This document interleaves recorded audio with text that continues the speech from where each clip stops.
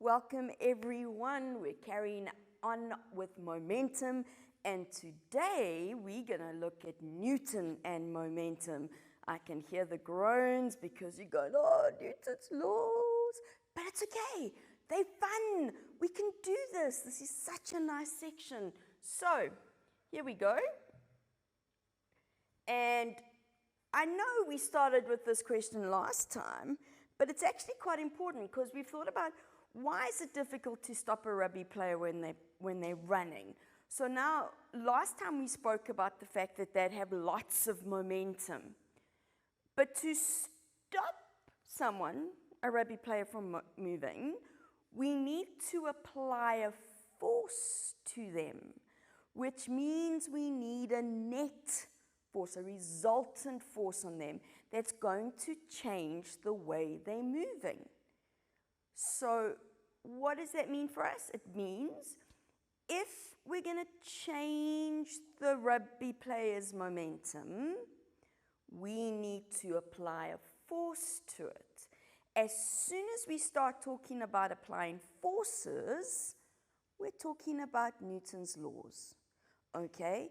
And Newton's first law, second law, and third law play a role. They don't just disappear because I'm talking about momentum. They're all interconnected, okay? So, last time, definition, equation, and property. So today, we're going to look at Newton's laws. And what are our key words? Okay, I'm going to do this so it doesn't go away. Newton's first law. We're going to go through the statement of that. Newton's second law. We're also going to go through about that. And then, of course, we've got net force. Now, that's a term that you should really know. None of these three words and terms shouldn't be new to you, okay, because you've done them in previous studies, so they shouldn't be new. Let's look at Newton's laws. So, the ones we're specifically talking about is Newton's first law. And remember, Newton's first law, and I'm just going to write it as a sort of summary, is the one that says that an object will be at rest or constant velocity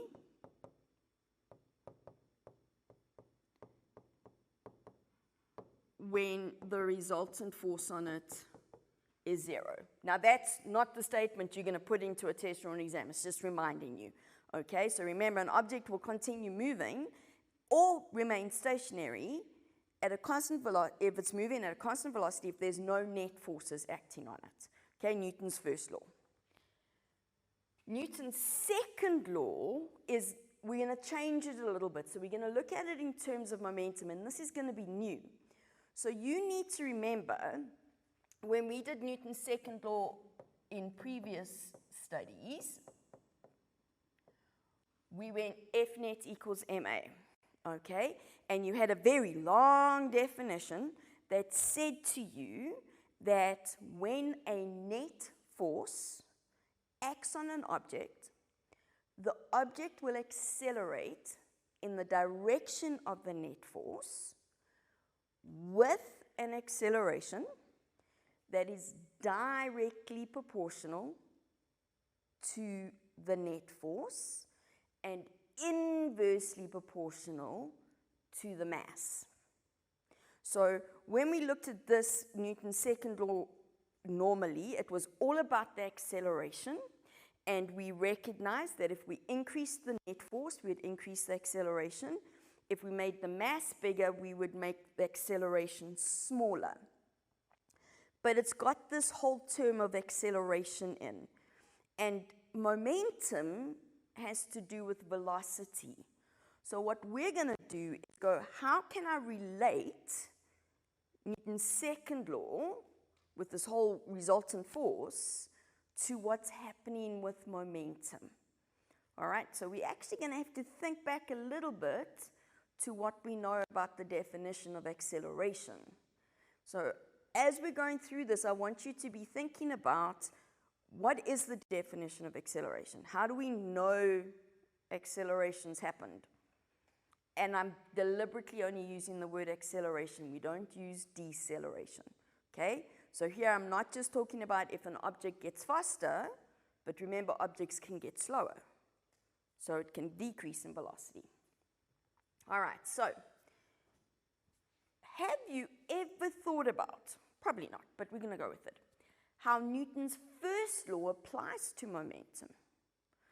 Now we've got to think about this and go, well, first of all, first law means there's no net force, okay?